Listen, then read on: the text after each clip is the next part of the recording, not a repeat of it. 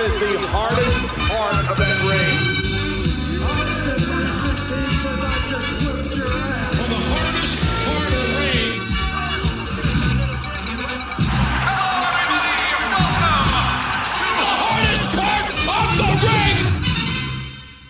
Hello and welcome to episode number 155 of Hardest Part of the Ring, the podcast where four friends get together to celebrate the wonder of professional wrestling and have been doing so for 4 years now.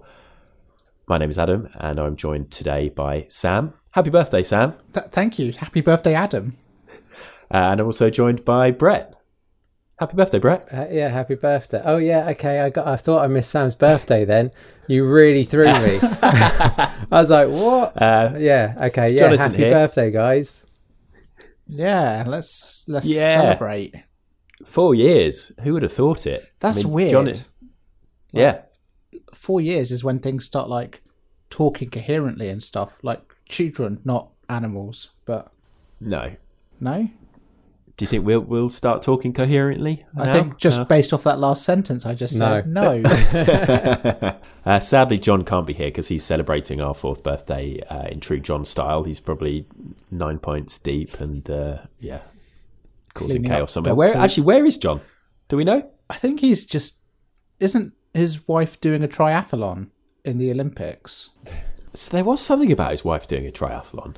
Was that for SummerSlam? Anyway, you guys don't need to know what's happening with John's wife, or indeed John. But Sam is here, and Brett is here, and I am here, and we're 4 years old, and it's all fantastic. And we're going to celebrate by doing a podcast that we haven't done for ages, the top 5.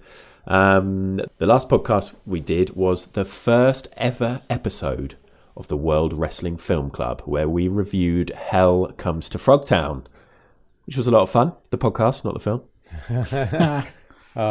Still throwing shade. Yeah.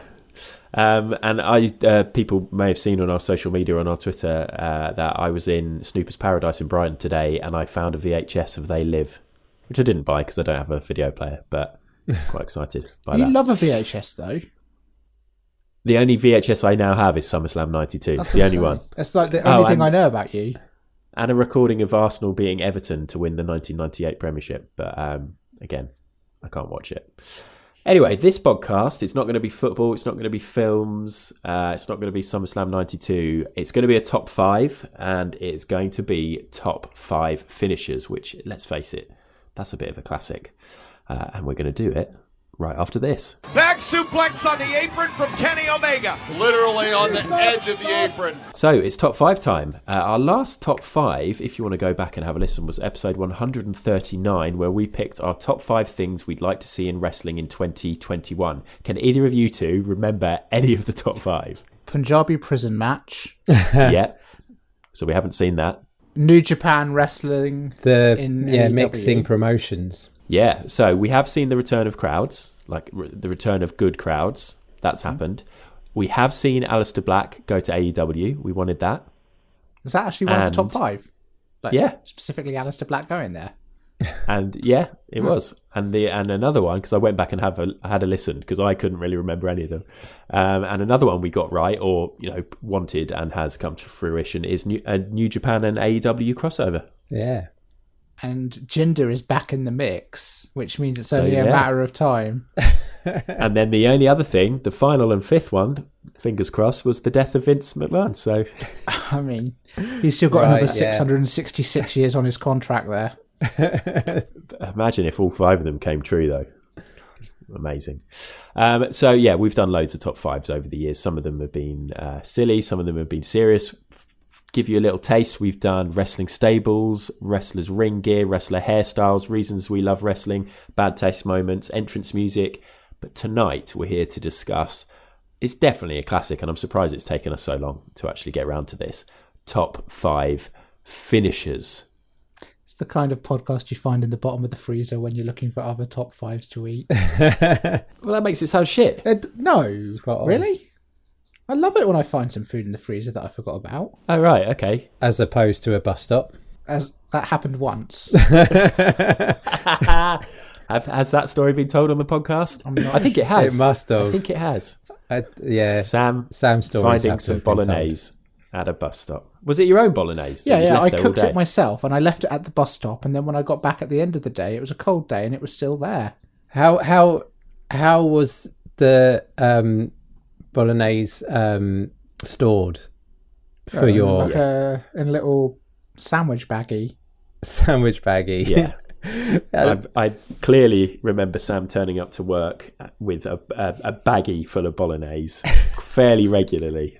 Hit that and a bottle of Yop, the two staples I remember clearly. Haven't had a bottle of Yop in a long time. Well, maybe after tonight. Anyway, let's get back on track. So obviously, top 5 finishes. We're talking about finishing moves. We're going to find out once and for all, are we guys who like theatrics? Are we guys that like moves that come out of nowhere? Do we like acrobatics or just sheer brutality? Are we into submissions or are we only happy with a 3 count? We're going to discuss all of this and more. And I really wanted to be able to say, but before that, we're going to do a pun match. No, Adam, don't do it. Well, we're not because, regular listeners of the top 5s will know that I started doing what is now labelled legendary pun matches a little while ago. But, I mean, the last one we did was, the last time we did a pun match was when it was the wrestlers to send on a mission to Mars. And we had a space puns match featuring Cosmic Foley and Gravity J. Perkins. Why do you hate us so much? But we can't really do a finisher puns match because obviously a lot of finishers are just linked to the wrestlers' names anyway. And Kurt Angle lock. Yeah, exactly. Exactly.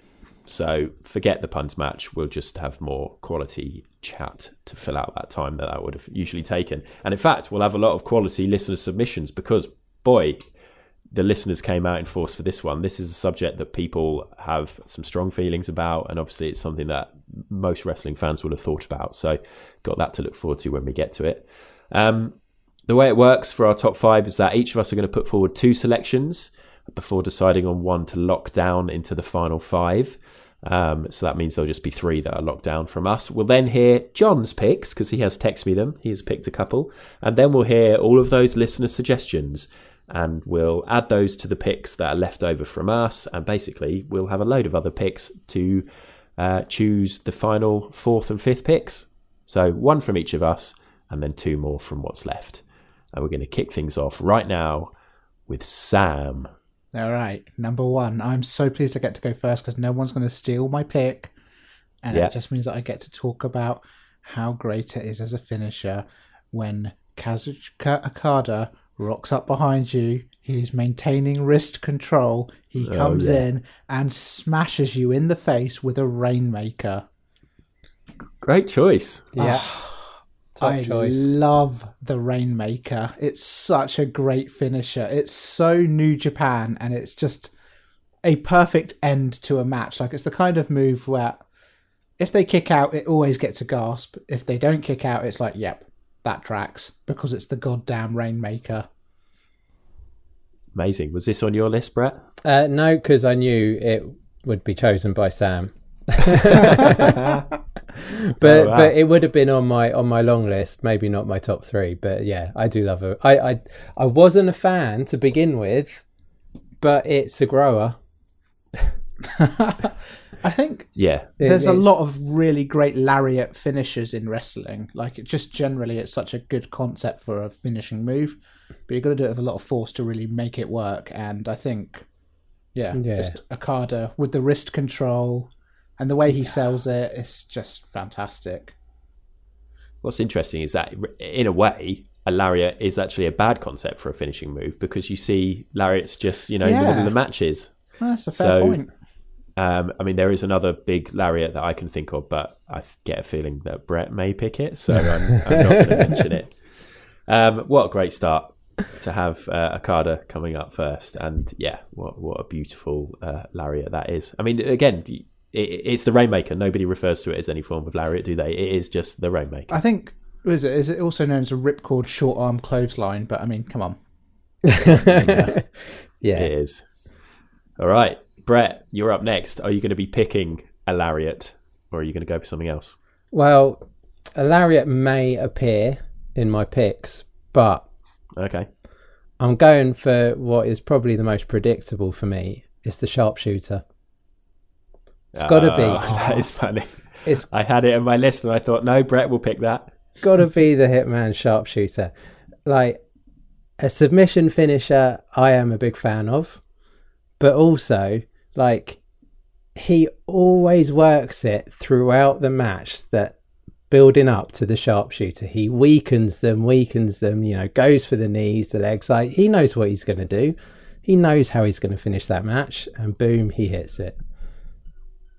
Just beautiful. And the setup, just like that takes a little, like, leg over here, leg over there, like turn around. I like a little bit of a setup to a finisher as well. It's so technically brilliant, that move. I just love how kind of it is just all the different folding of the legs, that kind of it's like the origami of finishes. You just loads of different folding and then you've got a beautiful thing at the end of it.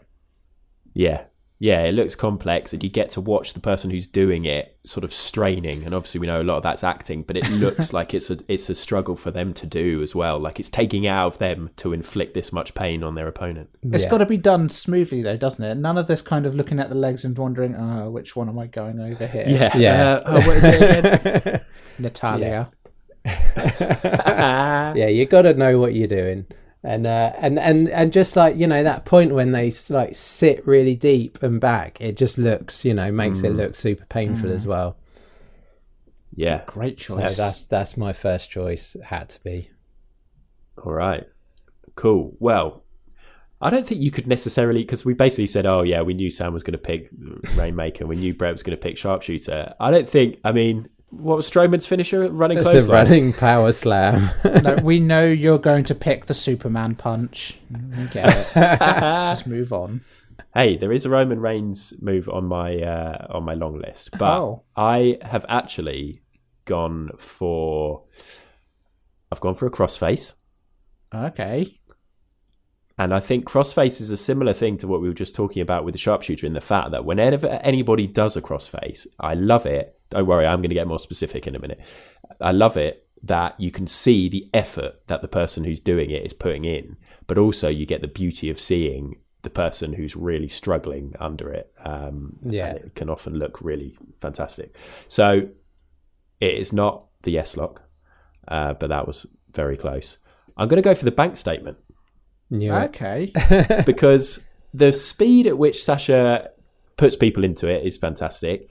She, again, just like, I'm thinking numerous times she's done it to Charlotte, where she has basically like bent her almost double, like completely back. The way she gets those opponents to arch their backs and look like they're in huge amounts of pain. I imagine a lot of them actually are in a lot of pain for some of these crossfaces. There's one that she did on Charlotte, which wasn't on the mat. I can't remember what match it was, but it was like over a railing in the crowd, which looked amazing. And yeah, I just think it looks brilliant, and any kind of crossface I'm a fan of, but I had to pick one, so I went for the bank statement. That's a really good choice. I think kind of bank statement is up there as probably one of the top 3 in wrestling currently, or has it ever been? I don't know. I think maybe that's quite a broad statement considering how many good wrestlers there are. Obviously, there was Chris Benoit's one, which is an incredible move, but also it's Chris Benoit, so yeah, I mean, I did also, and this was very close, but Pac's Brutalizer is like a double underhook crossface type thing. I forgot about that. It's kind of like a Rings of Saturn move, that one. Yeah, and it just doesn't. It's just not really anything like the kind of crossface that I wanted to mention. But Brutalizer was very, very nearly going to be my second pick, but I thought I can't have two similar moves really. So, but yeah, I mean, just a quick shout for that. The fact that he can do that on the mat, or when the opponent's standing up and he's like wrapped around them. Yeah, it's for just, sure. Just I don't think we can have Pac topping our lists again. We need to have a little bit of a break. Yeah, that's true. Okay, so we've had the Rainmaker, we've had the Sharpshooter, and we've had the bank statement. It's great. This is great already. Good start. And traditionally, we have a little interlude now. So I have come up with a question for you guys, which I'll try and answer as well, which is, and listeners, you can have a think about this. I'm sure you already have. You probably already performed it on your best mate. What is the one finisher you think you could pull off perfectly? And I'm not saying like full Nelson, I'm saying something that would actually require a bit of effort. Brett has obviously done wrestling training. Sam has sent us numerous videos of him trying to do wrestling moves with his mates. Brett, what's yours? Because you've done some training. You've got some insight here. Yeah, I'll just go straight in with the Walls of Jericho. I won't mess around. Proper young boy. Okay. Yeah, Man. I've had a go at that, so yeah, I can do it. Are you doing like the Boston Crab kind of squat down, or are you doing the Walls of Jericho, twist the neck, put your knee in their spine, damage them irreparably? I would probably go for more the Boston Crab. Late Chris Jericho, Walls of Jericho.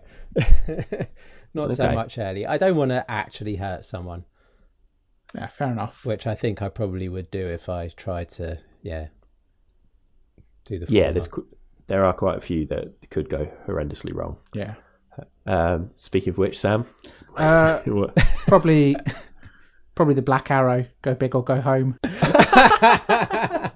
Oh my, we all know Sam cannot do that. Perfectly. Maybe into a swimming pool, which would be even then. I think maybe only off of the top diving board as well. Yeah, exactly. Not close to the water. Do I have to perform this finisher safely or accurately? Well, yeah, you've got to pull it off perfectly. Accurately. Yeah. Okay. You can't kill Black yourself or paralyze yourself in the process. Yeah. Back in the day when I was a child and I would ignore all of the don't try this at home, my go-to finisher would always be the moonsault. I loved it. The idea of basically climbing up something, doing a backflip onto someone. Sometimes I would land on my neck. More often I would land on someone else's neck. So much gets explained when we hear about Sam's childhood. Yeah. And that's not even a move. Like, there's no... I mean, it is a move, but it's literally just flipping off.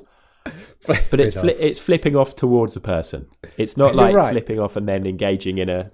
I'm not saying I was the Charlotte Flair of the moonsault. I was more a big Van Vader style moonsault. That Lita moonsault. Where gravity hit her hard.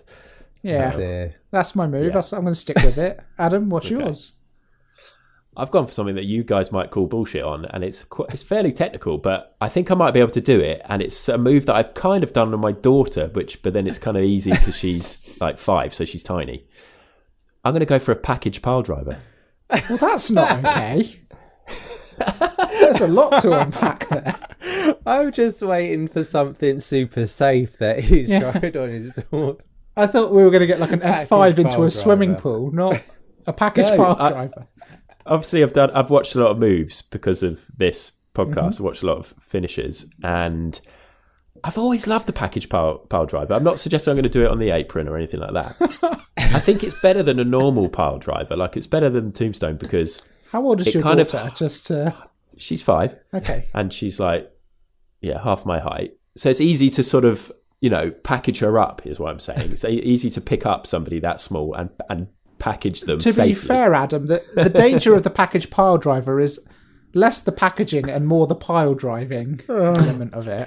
Well, I like the fact that with a package pile driver, there's more of the opponent's body, like the legs and stuff, that get in the way of the fact that the head is nowhere near the floor. Because when you see a normal Tombstone or not, like other types of pile driver, you can always see how safe it is. I mean, obviously there are examples where how unsafe. Yeah.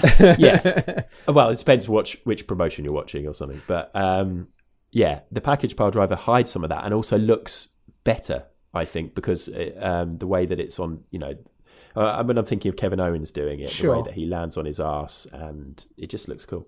And I think I could do that perfectly. I would, with a 5-year-old. I would argue that Owen Hart, one of the greatest of all time, broke Stone Cold's neck doing a pile driver. Shouldn't have done it with a fully grown man then. You're right. Don't pile drive Stone Cold. Pile drive a 5-year-old. I didn't say with an adult. Okay, fair enough. Interlude over. Back to our second picks, and we're back round to Sam. All right. I'm going to go for one that I love it as a finisher. I don't think it gets used enough as a finisher, and it is the Michinoku Driver. This move is just fantastic. Obviously, Taka Michinoku's invention, essentially a scoop slam into a sit-out sort of pile driver move, really. Cedric Alexander's one, though I don't think he uses it as a finisher, is a fantastic version of it, but I love the original. I love Taka Michinoku's version of it. I feel like it's a very New Japan style finisher. But yeah, I've always been a huge fan of that move. If I was a wrestler who was fully trained and competent, I would use it all the time as a finisher, but I'm not competent. I'm currently watching a compilation of Michinoku Drivers, and the first 3 of them have been done by Natalia. 4! Yeah, she loves a Michinoku Driver. And one by Emma. Yeah. And they're all on Becky Lynch, like steampunk Becky Lynch. This is an old video. But, oh my God, it's just Natalia. Can I send you the link with Taka Michinoku Driver? No, I think I've seen the best. Okay. Sounds worried it's not getting chosen because it's only been viewed through the Tony Nese is up next on this video. Anyway, this isn't just a really good move. Kind of, it's impactful, it's cool. There's a nice kind of technical element of the setup with the kind of the scoop slam twist. You can add like a little spin in there as well. Just a really cool move. Do you know what I love about this? And so it is going to affect my second choice. Because I wasn't sure we were going to get a move like this, but I love a move where you have a finisher and like the finish position is like a pinning combination. Yeah. Like you're already set for the 1, 2, 3. I just think that's just awesome. Like like the one winged angel. Like just the stuff where like they don't have to move, they don't have to roll someone over or something. They're already there, so they can hit it and straight away go for the 3. It's just sad that kind of Taka Michinoku is never going to be like kind of a top tier beast of a wrestler. Yeah. And so the finisher itself is never going to have the same level of cadence as like a Rainmaker or a Sharpshooter. But it is a good move, and it is But people will always remember that his name is carried along with it. Which I love, that kind of thing, like the Makalele position in football. Nice. Yeah. All right. Well, Brett, what is going to be your second pick? Well, so I was umming and ahhing between 2, and so I was going to go Perfect Plex for that finishing in a pinning combination. But now we've got that, I'm going to go with basically the other lariat, and it's the buckshot lariat. Yeah, you knew it was going to happen. Buckshot lariat. But I absolutely love it. I love a lariat, so I do love the Rainmaker. Although we'll be choosing between these 2 lariats. I was going to say they're both. Yeah. I'm going to lose out. But I just love the sort of flip over the ropes as the build up to this. And I love how many times it's sort of been teased and then not happened as well because of the build up needed. Like that guy needs to be drowsy in the right position, to turn around for Hangman to be outside waiting, to hit it. And then he goes and he hits an awesome lariat as well. So it's just that build up to it. Because there are finishes that are guaranteed going to happen, and I love the tease with the buckshot lariat. Like it is, they build up to the moment, so it's going to be a big one when he does hit it. The flip into the momentum, it just works so well when he lands it properly. Yeah, it has so much impact, and you can kind of buy into the whole theatrics of it actually adding to the impact of the move, which I think is a really cool part of it. Yeah, and it's acrobatic. And it's a big old brutal smash around the face. And I never thought I'd, be all in on a wrestler whose gimmick was like a cowboy. Who drinks a lot. But, love it. We love Hangman Adam Page. Yeah. We do. Okay. This is a tough one because it's between 2 here. And I'm kind of like, what? If John was here, I would not be going for this because John would be going for this. Okay. Did we get any John picks? I have got John's picks. So maybe I should just leave it. Is it the most Attitude Era finisher of all Attitude Era finishes? Yeah. I mean, it is a classic for a classic reason. Yeah. Do you know what? I think I'll go for it because it means we can still have John's notes on it, but I get to talk about it a bit more. And then my other one we'll talk about anyway because we'll do honourable mentions, which was going to be about 45 minutes. It's going to be the Stunner. It's going to be the Stone Cold Stunner. That was the next on my list. Because it not only, I mean, it's probably what, top 3 most iconic finishes in wrestling. Yeah. That, people's elbow, leg drop. Oh, actually no, but there's going to be loads. Then I was going to say the tombstone pile driver. It's true though, like kind leg of drop, atomic elbow. Okay, there's loads. The stunner defined a generation. Yeah, yeah, and I've sort of worked out what I think is cool about it, because as we sort of just said with the buckshot being a bit of acrobatics and a little bit of just stiffness, is that with the stunner, it's kind of out of nowhere, but it's also telegraphed slightly by the kick in the guts. Yeah. And so the crowd, and when you're watching, you're like, oh shit, this is happening, and then it instantly happens. It's like, oh, the kick, oh, and then the stunner, and it's just so fucking cool. So glad you chose this, because I would go as far as I think the Stone Cold Stunner is perhaps the perfect finisher. It's so like before it happens, you can cut the tension with a knife. It's just so like whenever you see even to this day when Stone Cold is not wrestling, if you see him standing in front of someone, you are just waiting for him to kick him in the guts and drop him with the stunner. And then the stunner does my favourite thing in all of wrestling, which is when you watch it and you try it on your friends and stuff, and you're a little bit like, that doesn't actually hurt. Like, how does this work? It doesn't make sense.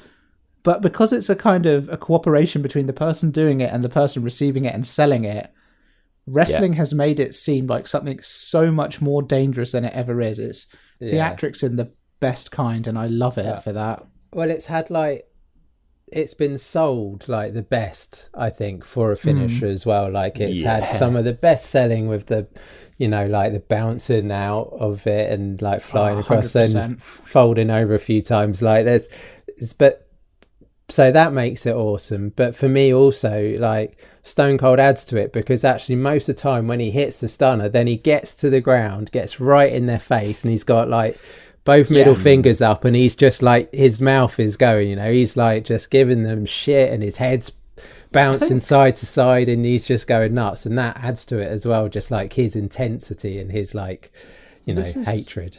The funny thing about it is I don't like Kevin Owens' version of it. Like, I get he's a huge fan of Stone Cold and Attitude Era Wrestling, and that's why he's doing it. But it's almost like Kevin Owens does not have the same level of intensity as Stone Cold, and I don't think it comes across as impactful or as good when he pulls it off. I like it. I was going to say that it's kind of perfect for him, like, because a lot of wrestlers, you'd be like, how dare you? How dare you take that as your move, as your finisher, or as one of your finishers? And I like it. I kind of think it works for him. I do understand it as a homage. Oh, mate. I do understand it as an homage to Stone Cold and kind of like how much of a fan he is of wrestling. It does make sense. I just don't think it kind of has the same impact as a Stone Cold doing it, and I don't think it ever will do. No, I don't think anyone, if it ever did, it would be purely because they were copying everything that Stone Cold did. Yeah. Yeah. It's just so iconic. Yeah. It just needs to be in here. And then a quick shout out for another stunner, Ember Moon's top rope stunner, the Eclipse. The Eclipse, the all or nothing. It's either the coolest move you're ever going to watch, or it's the biggest botch you're ever going to watch. But when it comes off, it just looks incredible. Do you guys remember for the maybe 3 or 4 weeks when John Cena got obsessed with pulling off a springboard stunner? This was really funny. He kind of, around about maybe 2016, 17 or so, he was getting a lot of shit. I think this is when he was doing his open challenge for being, John Cena, a little bit boring. And so he was like, I'm going to introduce new moves to the repertoire. And one of the first ones he did was like an absolutely perfectly executed springboard stunner. And it was incredible. But then he went for it about 4 more times in the following weeks and didn't land it once. Oh, no. Was that the open challenge when Kevin Owens came up? I feel like it was, yeah. Yeah, when he was still NXT champion. And didn't he win the belt? I don't think he won the belt off him. I think they had Was it the open challenge for the US, or was it for the Intercontinental? Might have been for the US. I think it was. It was good. It was good, whatever it was. I remember that. I was just proud that I kind of remembered something. Even if it was... Yes, Adam. A bit misty. All right, so those are our second picks. The Michinoku Driver, the Buckshot Lariat, and the Stone Cold Stunner. So... that's 6 that we have in the bank. should we run through some honourable mentions? So all of these we'll sort of mention fairly quickly, but they've all got a chance of featuring because there are 2 more spots. Brett, honourable mentions. Did you have any? So I already mentioned the Perfect Plex. You chose a Stunner and the Destino for me. Yeah. Destino is a fantastic move. It is fabulous. Sometimes it can look a bit sketchy because obviously it's quite an intense move for both the receiver and the giver, as it were. But so and you know, it comes at the end of usually, you know, quite a hard hitting match, so they're both knackered by that point. So it's not always perfectly hit, but it when it is, it looks amazing. Yeah. Good choices. Sam? All right, so on my list I had Psycho Driver from Super Dragon, Torture Rack into basically a sit-out pile driver. Lovely move. Looks a little bit brutal. Shock Arrow is the most New Japan move you could possibly imagine. Essentially, a package pile driver if you cross someone's arms underneath their legs and did it. Oh yeah, that's I might try Show. that. yeah, that's it. That looks great. Yeah. Big Show. Big Show did it, did he? Big Show. Loves it. No, it says Little Show of the juniors. Yeah, I forgot one. Kamigoye. Just grab their arms and knee them straight in the face from Kota Ibushi. Code Yeah. of Silence from Carmella. Yeah, Love that Ooh, move. of course. Yeah. Love it. Oh, I'm pleased that got a shout. the Black Yeah, Mass. forgot about that. as Black well. Mass, amazing move. Black Mass was on my list, yeah. Got one more on my list, which perhaps is the most controversial, but I do love it as a finisher. And it is actually one that I can do, is the Pedigree. Yeah. I think don't I've really like never that. liked the Pedigree. I love the Pedigree as a Definitely move, and I hate the controversial. person doing it. Can we say... okay, I love the Pepsi Plunge. The CM Punk top rope version of it.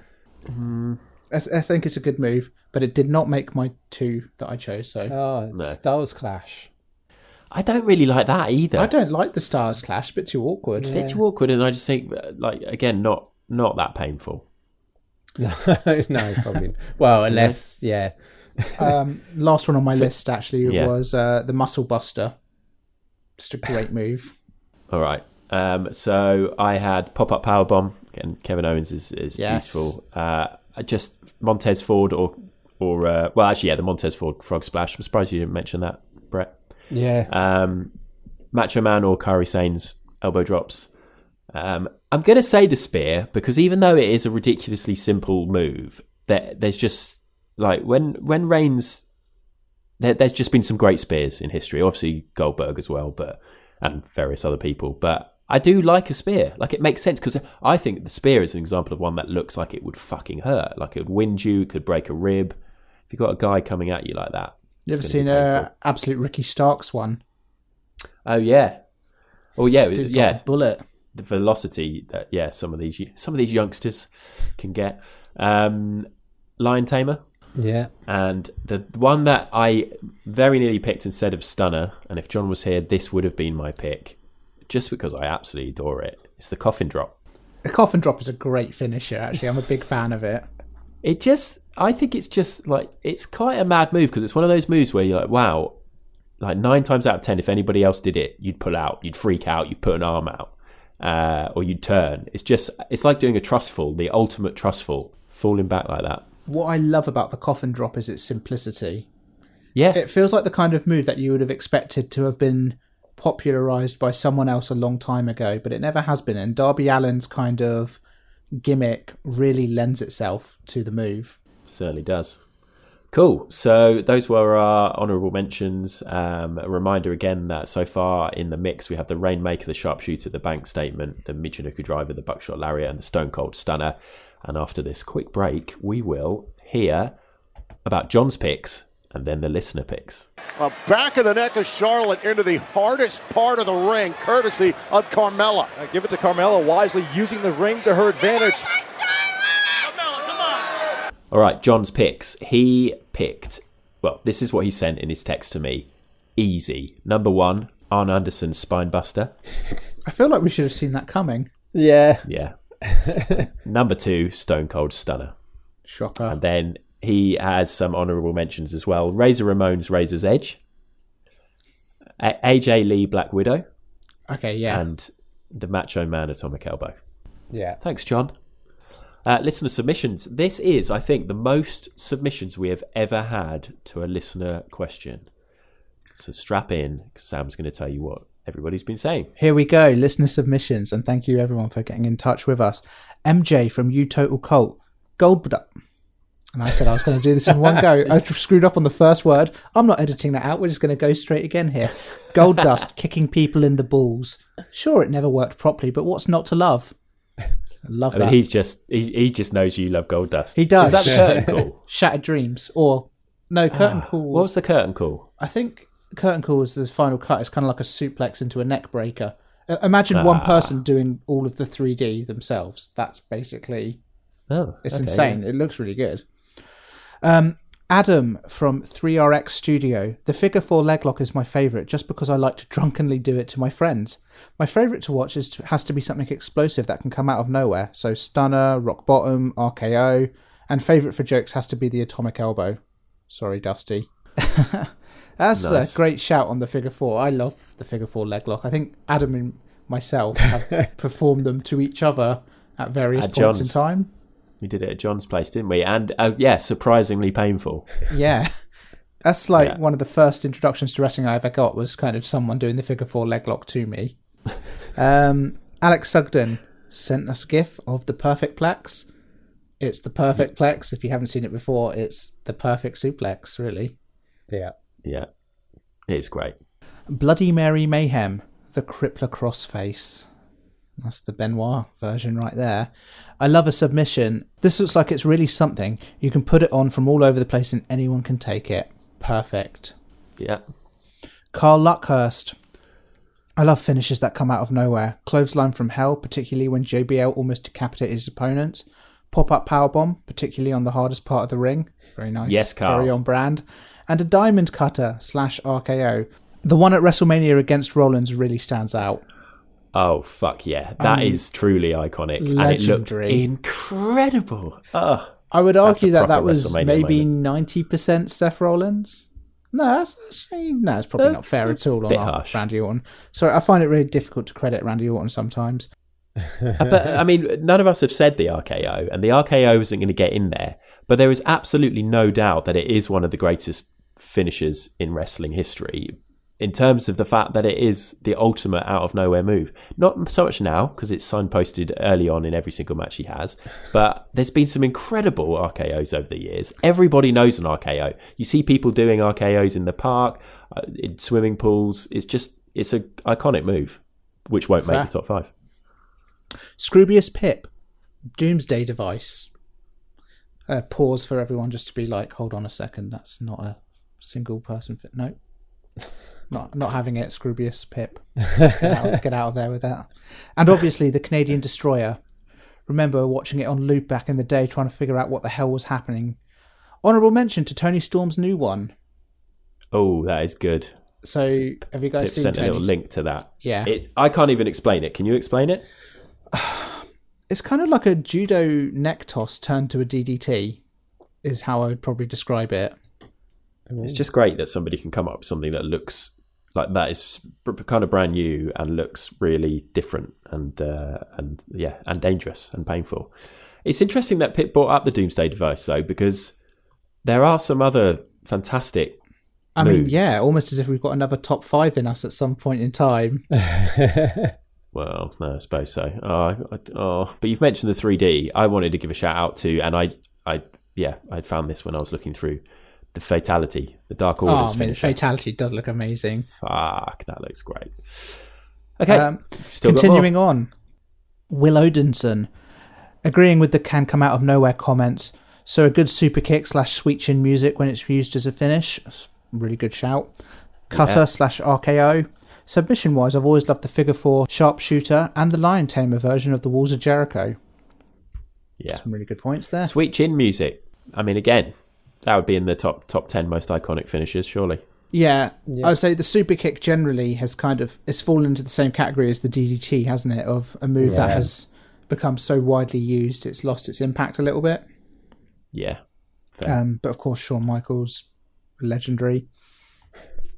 Benny / Lightning 87, sweet chin music. It can be out of nowhere and have a great theatrics for its setup. Plus, it's made for some iconic moments. Certainly has. I mean, yeah. Stone Pitbull, not that one. Stunner, especially with an over-the-top sell. Kane's Chokeslam with its great elevation. Tombstone Pile Driver. The Clothesline from Hell, or any strong lariat. Check out Stan Hansen or old school All Japan Pro Wrestling. Burning Hammer. John would be squealing right now. He loves a burning hammer. Watching any finisher compilation from Japan, new or old, some proper filth in there. I could not agree with that more. Yeah, I mean, that's my experience of watching any of the G1 or Wrestle Kingdom. The first few times I watched, I was like, wow, these are proper finishers. And how do any of these people have necks? Yeah. The Being Hive, Styles Clash, Stone Cold Stunner, Pax Black Arrow. Can I just check? Is that your wife, Brett? Yes, it is. Absolutely fantastic.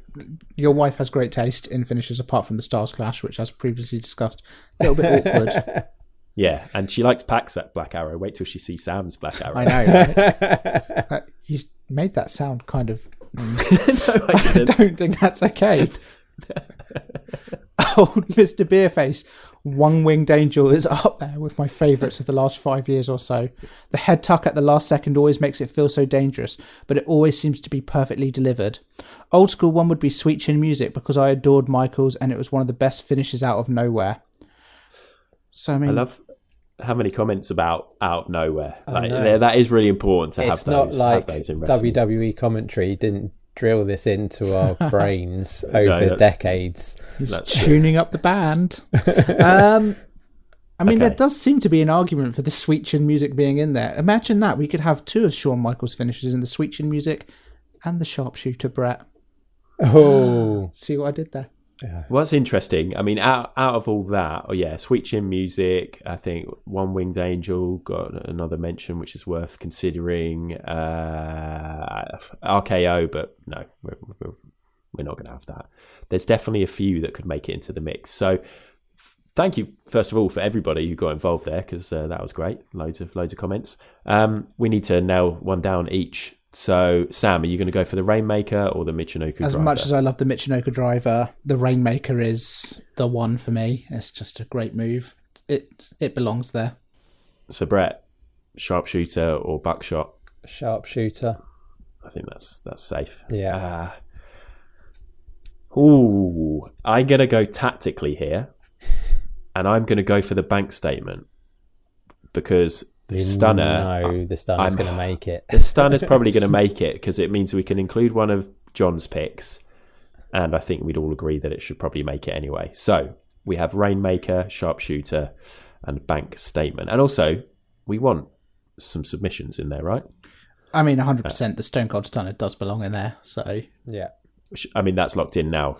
Okay, fine. Yeah, for sure. So Rainmaker, Sharpshooter, bank statement, and stunner. So that means we have the Michinoku Driver, we have the Buckshot Lariat, we have Sweet Chin Music, we have the One Winged Angel.